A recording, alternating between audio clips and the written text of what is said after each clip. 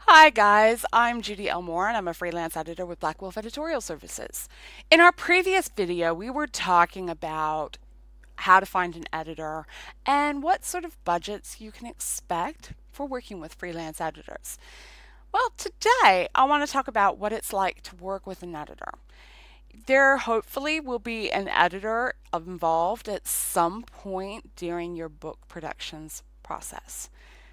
Exactly where in that process will depend on you, and it will depend on the type of book you're writing. It would also depend on whether you're heading down the road of traditional or self publication. But here's hoping at some point you're going to be working with an editor. Before we get too far, I just want to go over a couple of the misconceptions that people have about editors. A lot of people think that all editors are the same, and that is definitely not true. Not only do you have the different types of editors being your developmental editor, your copy editor, and your proofreaders, those sorts of things, you also have specialties within the editing. You have people who work with specifically and exclusively fiction or nonfiction, and then of course you have your genre experts as well. Make sure you're hiring the right editor for you. Freelance editors are too expensive. Yep, okay, sorry, yeah. I'm a freelance editor myself, and yeah, my rates are a bit up there. I get it. I understand. Trust me, I totally understand. But in the previous video, we were talking about what the cost of an editor would be just based on the minimum wage. And most editors do not work on minimum wage. So, yeah, sorry guys. This one is one you're just going to have to lump it. Editors are being nitpicky for no good reason. Actually, that's not true. We want your books to succeed. So we're going to highlight where we think various different things can be improved and make it better. We're not being nitpicky. Editors will change my voice, or as I've heard it phrased recently, my writing will no longer be mine if I work with an editor. Yeah, no. What? Editors specialize in not changing your voices. And if they change your voice, then you have got the right to complain and grumble at them. No, an editor is there. It's our primary job to help you find your voice and enhance it, bring it out, and make it just that much more. And so it sparkles on the page. Yeah, we're not going to change your voice, or at least we shouldn't be. Editors will make the changes for me. No. No, we won't. We will make recommendations, and if you're dealing with a copy editor, they will go through and possibly put in the commas that were missing and work out maybe some of the words that were incorrect and you might want to change it around. But as a whole, you need to go through that manuscript, you need to go through every single one of their edits, and you need to do the hard yards. Sorry, guys, we won't make the changes for you. No way. An editor will fix 100% of all the errors. No. We're human. We're not infallible. Even if you're heading down the traditional publication road, there's no guarantee that that book is going to be 100% error-free. In fact, 95% of errors is all they say that they're going to catch on a traditional publication contract. If your editor or the one that you're hiring is saying they're going to get 100% of your errors, yeah, wrong. So wrong.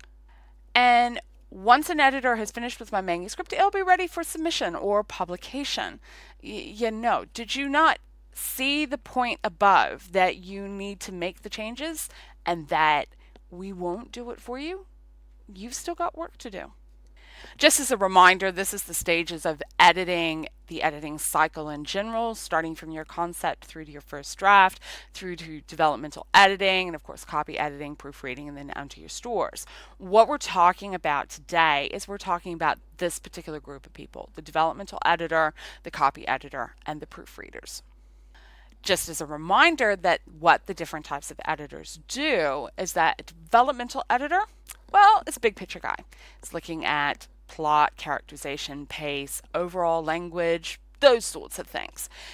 And of course, then you have your line editor. Now, your line editor is more detailed view, but exactly what angle they're coming from will depend on whether they are a developmental editor or whether they're a copy editor. Copy editor, as a reminder, is looking at grammar, spelling, punctuation, basically everything that you would have thought of as traditionally as editing is what the copy editor is looking at. So your line editor, if you've got a copy editor who's doing line editing, they'll look at more of the language and grammar as well as the appropriateness of what you're actually presenting on the page, where your developmental editor might look more in depth about how the character is portrayed and how you might actually use mechanisms like show versus tell, your dialogue, those sorts of things. And of course, your final stage of your editing is your proofreader, and they are the ones looking at the formatting and anything that the copy editor might have missed. So, what is it like to work with a freelance editor? Besides the fact that, okay, freelance editors can be a bit expensive. Well, not all editors, as I said, do the same job. You have to look at developmental versus the copy editor versus whether they're a proofreader. And you need to look at the various different genres that they're representing too. They're not the same thing. Ensure you hire the right editor for the right stage of your writing and make sure that their personality clicks as well, because not all editors are going to get your project. For myself, if you are writing something, I love fantasy. Don't get me wrong. I absolutely adore fantasy. But if you're writing something that's in the vein of Terry Pratchett, guess what? I'm not going to get your project. I am not a fan of Terry Pratchett. I know why I'm not a fan of Terry Pratchett, and it has to do with his point of views. I'm just not there. It's not something I'm into. But hey, there are some people who adore that sort of thing. So make sure that you are hiring the right editor for you. Communication is definitely the key. At all points, make sure you understand exactly what's going to happen, and that if you are having issues, talk to the editor. It's 100% the key. When you work with an editor, you need to understand what is going to happen. You have these expectations and make sure you know what to expect. Be clear as to what they are offering. What sort of bang are you going to get for your bucks? You're paying this good money and you need to know exactly what it is you're getting. Be clear what the deadline is.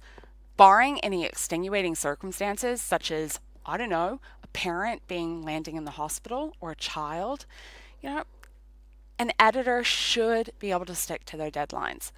When you get that file back from the editor, expect emotional reactions, because there will be some.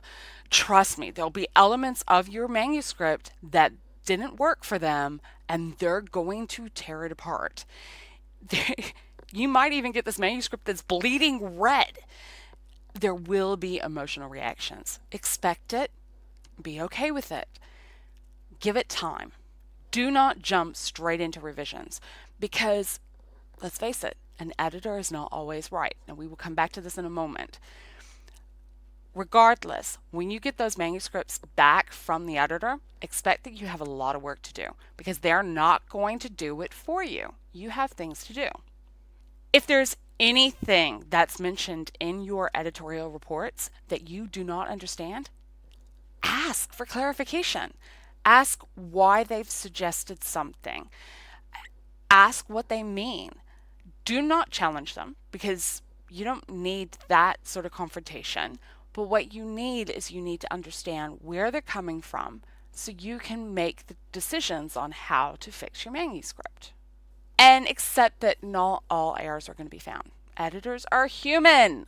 We are not computers. And a lot of editing is by gut and feel as well. So accept it. Not all errors will be found. We would have talked about this before, working with editors and critique partners and beta readers. The comments about your feedback is pretty much the same. Your work is yours, so you get the final say, mostly. If you're working with a traditional publishing house, it's a bit slightly different, and we'll come back to that in a moment.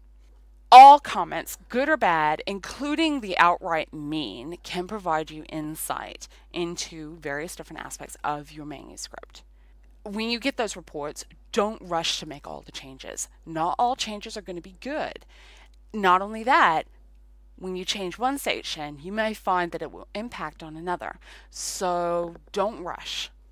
Take your time. The industry is subjective and ever changing. So what one person thinks about your manuscript, another person will think something entirely different. Choose the people that you work with, whether you're working with writers, experts, genre readers. Just remember that too many eyes, not a good thing. Too many cooks in the kitchen and not enough chefs.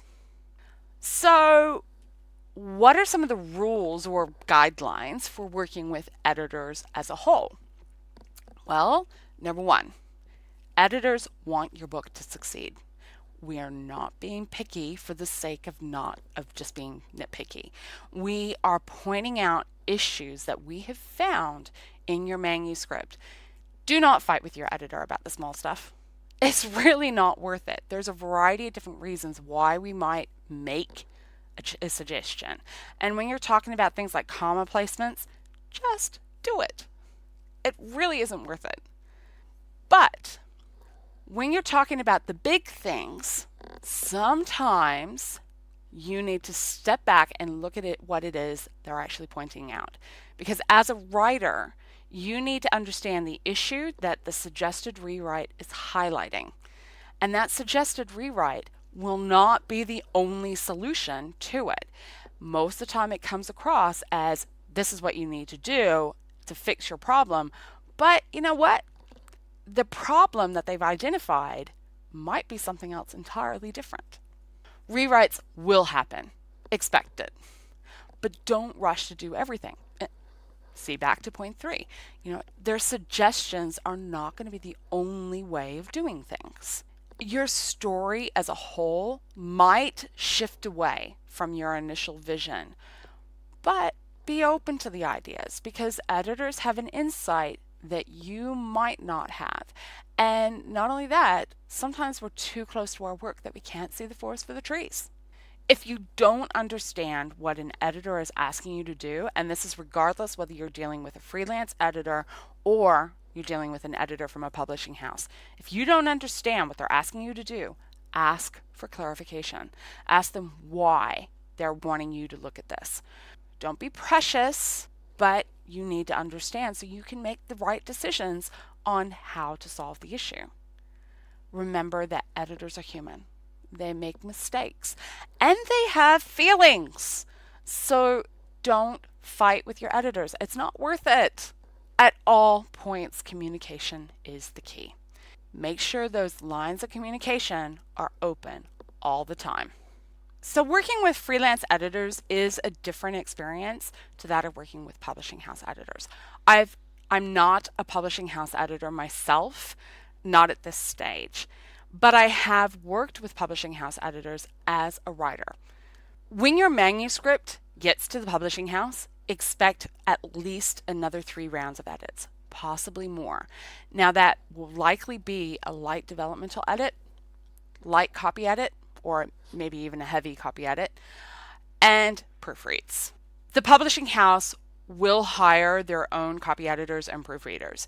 You should not be paying for these people. These are employees of the publishing house.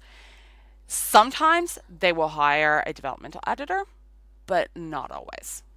Publishing house editors, particularly the copy editors and the proofreaders, are working towards their own publishing house style guides, and that's for their punctuation and their grammar. This may not be the same one that you've used. It may not be quite what you expect, but you have to accept that there are publishing house rules. They have a production schedule and they need to stick to it. So there will be penalties involved if you don't meet your deadlines. And sometimes those deadlines are only a couple of weeks. Sorry, that's the way it is. It might be your name on the cover, but they do get the final say. I myself am a freelance editor, as I said before. I am not contracted to a publishing house, not at this stage. So what can you expect if you're working with me? Well, I employ what I call a mentoring style. So I ensure that all my clients understand what my suggestions mean. I take the time to explain the mechanisms behind the concepts themselves. I will often use examples using your own work and how it might work. I don't dump the technobabble on you. I will tell you what it means, what the technobabble is, so that way if you do decide to go with another editor at some point in the future and they send that technobabble to you, you're not going, what does that mean? You actually have an idea and a concept, but there's no point in putting all that technobabble there. I am blunt and I am honest. If I don't like something, I will tell you why. But you will also get your reader reactions from me. If something made me laugh or cry, I'll tell you, because those emotional responses are great to know. For those whom I've worked with before, I will hold you accountable if I think your writing is not up to your usual standard. And I can provide you with an industry insight, but not all the time. The services offered by Black Wolf Editorial Services are developmental in its practice. So I am looking at the story and the reader experience.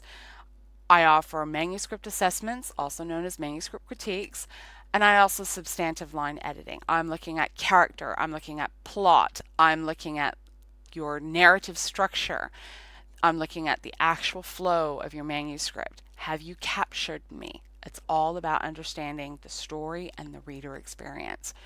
I also offer mentoring and writing coaching, help you develop your skills and take your writing to that next level. All of my editing and mentoring packages include a combination of developmental editing as well as the mentoring. So, why would you want to hire me? Well, there are so many different reasons. I have been a freelance editor since 2015. I have been writing fiction and nonfiction for over 20 years. I'm already published. I myself am a writer. I write cross-genre thrillers. I love my crime thrillers, occasionally the military thriller, romantic suspense. Yep, that sounds good. I adore high fantasy, particularly sword and sorcery, and I actually do love working with paranormal romance as well. I myself also write military sci-fi, near future, not space stuff, but I understand the mechanisms of these genres. I hold a certificate in proofreading and editing, and I have professional memberships to the Institute of Professional Editors, as well as New Zealand Society of Authors and Romance Writers of New Zealand. There are so many different reasons why. But at the end of the day, the only one who can make the decision as to whether I might be the right editor for you is actually you. In our next video, we are going to talk about what it means to be published. We are going to talk about what the definition of published is. If you are heading down that road of traditional publication, they want unpublished works. But that definition of unpublished is quite a gray area. So we're going to define this for you. That video should be available for you in the next couple of days. In the meantime, if you have any questions about what we talked about today or any of the previous videos, please feel free to drop me a line. You can contact me via Twitter, and that's at blackwolf_ed, or you can contact me through Facebook, and that's Black Wolf Editorial, or you can find me through my website, and that's blackwolfeditorial.com. Alternatively, if you are interested in my personal projects, you can contact me via Twitter, and that's at Judy L. Moore, or you can find me via my personal website, and that's judylmoore.com. Meanwhile, I look forward to helping you take your writing to the next level.